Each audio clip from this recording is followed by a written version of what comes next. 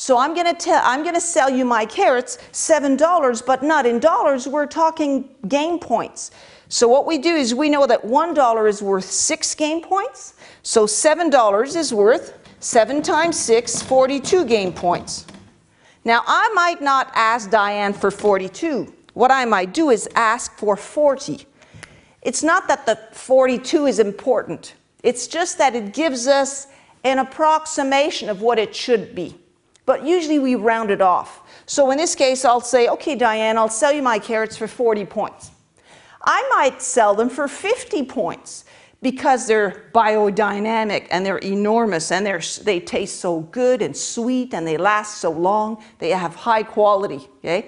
So in this case, I might ask for more. I might ask for less too because she's my friend or because my carrots are not as good looking as the other ones or whatever else. You know, I can play with this. But I know that basically in a local organic store, my carrots would be worth about 40 points. All right.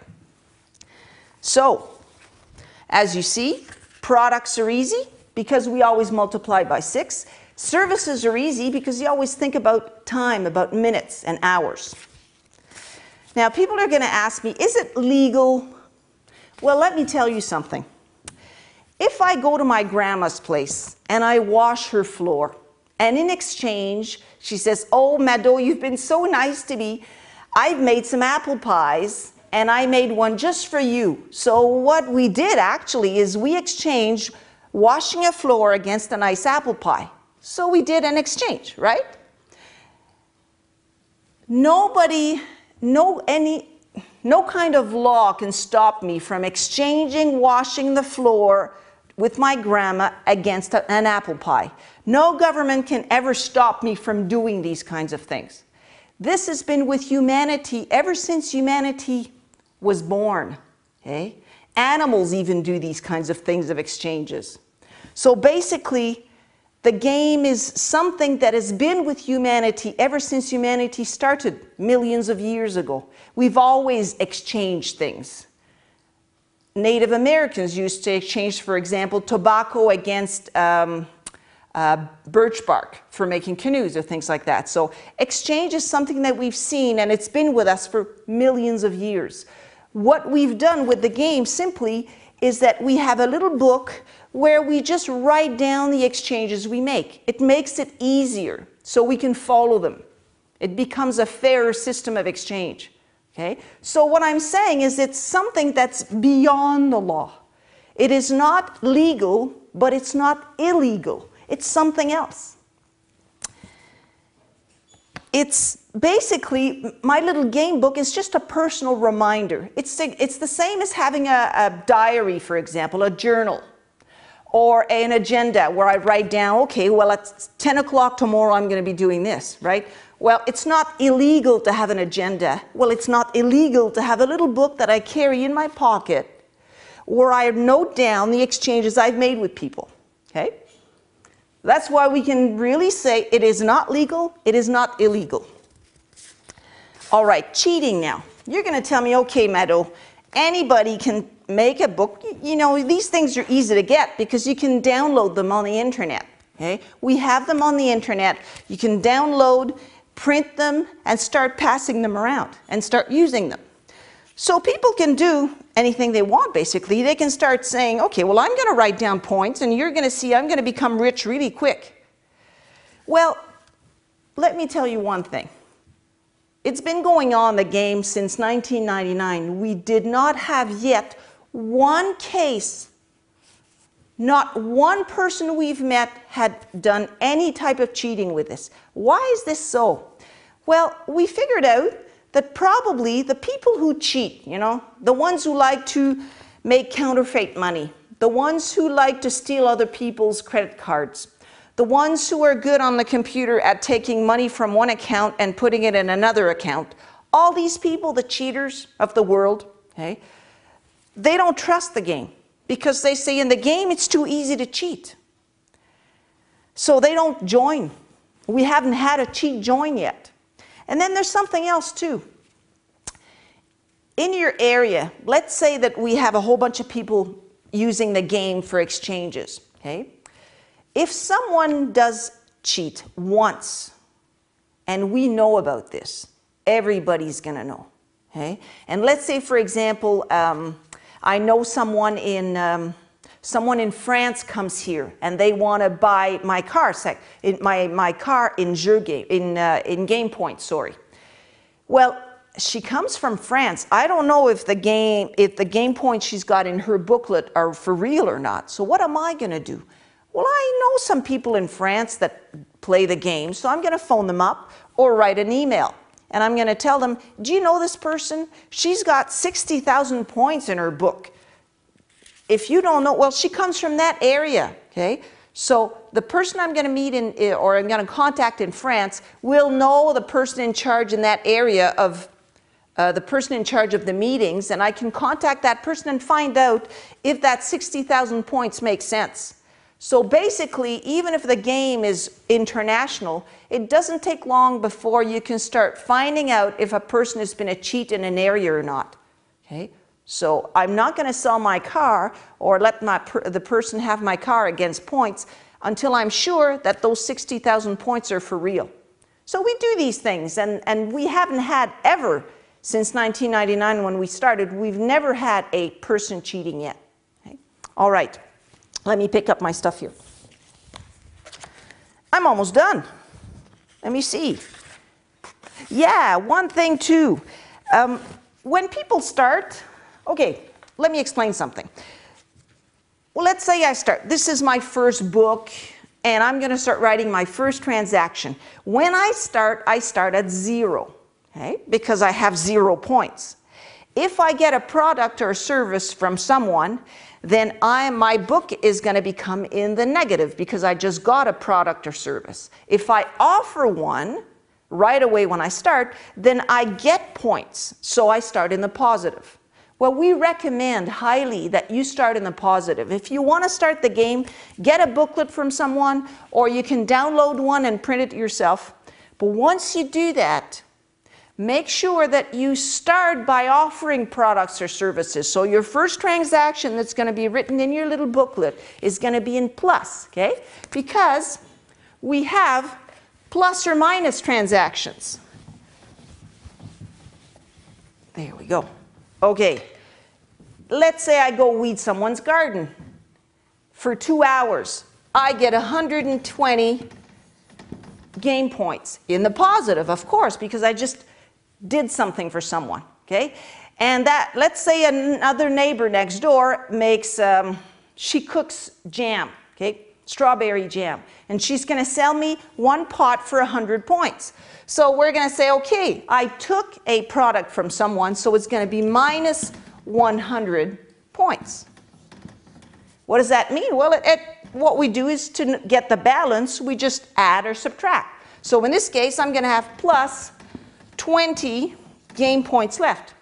So basically, it's very easy to keep that booklet balanced, because all we have to do is figure out, is it plus or minus? Do I add or do I subtract? Okay? Most gamers actually, what they do is they carry a little calculator, and when it starts to be complicated, they just go right away with the calculator. Okay? So it's pretty simple to keep this balanced. And remember, what I do is I always calculate the other person's booklet. Because remember, I don't write in mine, I always write in the other person's booklet. Okay? So I calculate her balance, and here's what I write in each booklet. First of all, you will notice if you start gaming, if you start playing the game, that people in different areas might have booklets that have different colors, different sizes. The size might be slightly different, but there's one thing they all have in common. They always ask the same information inside. Okay? What is that information? First of all, the date of the transaction. Let's say I've done let's say I've bought that little jar of jam, okay? Strawberry jam. So what I do, I get the strawberry jam, and then I say, okay, I'm gonna settle it with you in the book. So I get her book, and she gets my book, and we write together. We write the date. Okay, I say, okay, let's say it's Diane again. All right, Diane, the date today is la la la, and we write it down. And then we write the name of the exchange, jam, strawberry jam. And then we'll say, okay, I have to write we decided it was going to be 100 points, right? So 100 points, I'm going to write a 100 in words or in letters, and I'm going to write 100 in numbers. Write a plus in her booklet, and she will write a minus in my booklet. And then we add or subtract. So we write down the balance. And an important thing that you'll find out in each booklet is that not only do I write her balance in her book, but I write my balance in her book. And I write my name and my coordinates. I usually write either my phone number or my email so that people can contact me. Why do I write my own balance in her book? Because let's say tomorrow I lose my book. I can say, boy, I lost my book. I lost it on the train in Transylvania. I'll never get it back. What am I going to do? I don't have my book anymore. Well, I'm going to say, oh yeah, my last transaction was with Diane just before I left for my trip. So I'm going to phone Diane and say, hey Diane, in your book you have my balance for the last transaction we made. What is my balance? So I get a new book and I write down the balance and I write down Diane's name as being my witness. She becomes my witness that this is where my book was at that time, where my balance was at that time. Okay? So there's always a way to solve things when these things happen. All right. Oh yeah, one last thing before I let you go. What happens if you like what I heard and you want to start a game in your area or you want to attend a game meeting? Okay? Well, first of all, if you live close by, if you live in Quebec, come see us. Okay? You're going to have information about the site, but I'll give it to you in a minute. But come see us if you're in Quebec. If you're in Canada somewhere else, or you're an Anglophone, obviously, you must be an Anglophone at least if you're listening to this. Okay? There is one internet site now in English that has started recently. In US, there are two girls in California that have started a game in their area. And the name of the site, the website is called Garden of exchange.com. Okay? If you're in Quebec, but you're far away from where we are here, right now I'm in an area called the Eastern Townships, okay? But if you're in the rest of Quebec and not here, then you can go check a site called monjeu.org. Monjeu means mygame.org, okay? And it is a French website, but you can contact the persons there and they talk English, okay? And if you are in our area, in the Eastern Townships, well, we don't have an internet site. What we do is we meet together and we have one person who takes all who's in charge actually. She offers this as a service to help people that want to join the game or want to have some information.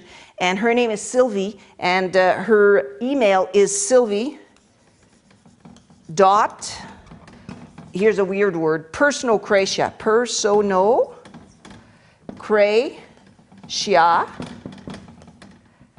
at gmail.com.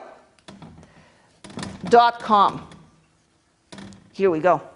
All right. There are also all kinds of places in France where you can have the game. Obviously, it does come from France. So there are people in France playing the game. It's called a jeu there. And there are several sites that mention it. You can Google and find out which sites these are. Now, if you have any more questions about the game in general, you can check on the internet. There's more and more people that are starting to use the game pretty much everywhere in French-speaking countries. But it is now starting in US, and it's probably going to spread as people start to realize that the financial system is about to burst. It's about to collapse.